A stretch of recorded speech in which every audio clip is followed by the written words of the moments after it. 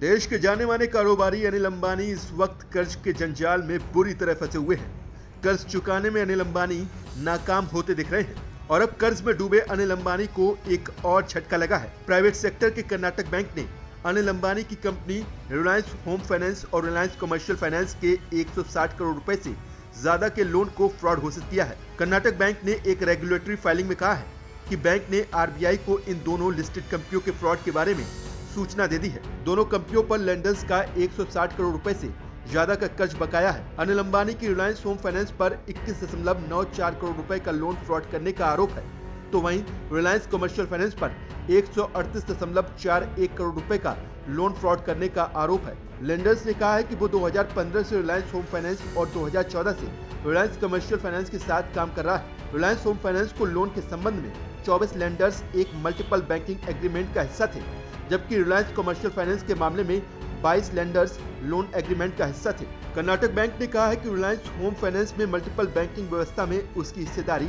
0.39% और Reliance commercial finance में 1.98% हिस्सेदारी है। लंदन ने कहा है कि उनके दोनों मामलों में कंपनियों को दिए गए लोन के खिलाफ 100% तक प्रोविजन किया है। कर्नाटक बैंक ने कहा है कि दोनों खातों को एनपीए के रूप में रखा गया था और इसके लिए पूरी तरह से प्रावधान किया गया है।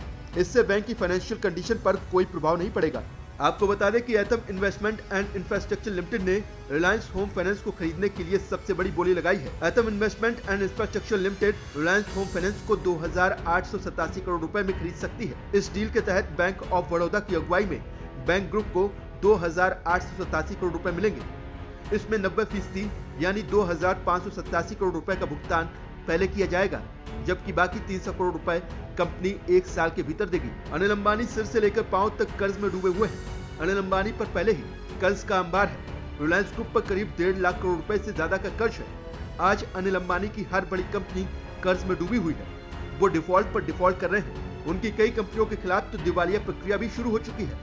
यूं तो कर्ज लेना कोई बुरी बात नहीं है, हर कारोबार को पैसे की जरूरत होती है, लेकिन समस्या ये है कि अनिल अंबानी की कंपनियां रेवेन्यू यानी राज्यों से पैदा नहीं कर पा रही हैं, जिससे कर्ज चुकाने में मदद मिल सके।